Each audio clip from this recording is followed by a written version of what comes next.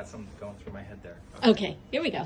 We're ready. All right. So I'm Nicholas from LA Sewer Inspectors. I did the sewer inspection for the sewer line. We've got the first access that I went into was at the back of the ADU, so I could get as far away from the street as possible when I got started. And I was able to see a lot of the pipe underneath the ADU because of that. That's a lot of plastic pipe until it gets close to the front wall. Once we get to the front wall, it does switch to cast iron pipe as it exits through the front foundation. You can actually see the cast iron visible as it comes out. Okay. The reason why they did that was because anytime you're connecting an ADU to a main house, slope is always the thing you're trying to fight with, because you have to connect to the pipe for the main house after it exits from the front of the main house. And that's a long distance to go and usually just a little slope to work with. So they went out visible as opposed to going underground as they got out, so just so they can get a couple extra inches in their slope. But that's fine, perfectly acceptable. It's a newer cast iron pipe. Those are supposed to last for about 80 years. Cast iron does get a little grabby once it gets older, so you do want to maybe not use wet wipes or paper towels in that system. If the pipe starts to get older, maybe it'd be fine right now. Once we head under the ground, we do switch back to plastic. Plastic heads over here. There's a little saw cut in the ground as it heads underneath the concrete and then heads along the side of the house out to the front.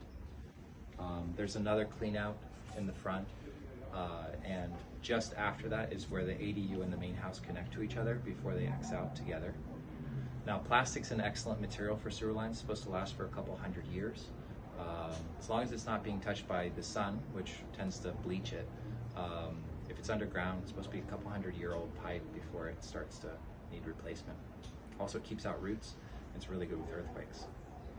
Once we get out to the sidewalk, the plastic stops, and we go back to the original material, which in this place is concrete.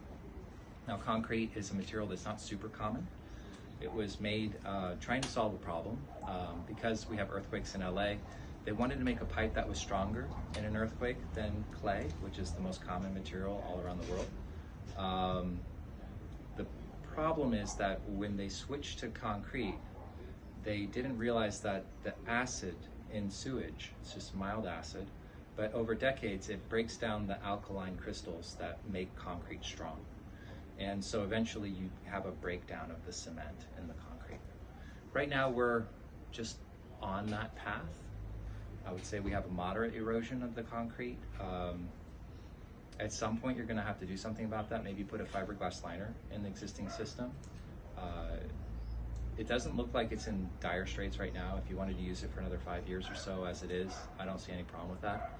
But definitely take a look at the concrete section every couple of years just to make sure it's not deteriorating very much in the condition of the pipe over what it is right now. And that's it. I mean, the whole system's flowing. I just recommend keeping an eye on that section until you eventually repair it. And how many feet is that concrete section that's after the sidewalk, right? I think it was about 20 feet. Yeah, that's about normal because you've got to get from the sidewalk, it's almost 10 feet to get to the curb of the street and another 10 feet to get to the center of the street or so. Maybe about 20 feet, maybe 25 feet. Okay, cool. Okay. Thank you, Nicholas. Thank you.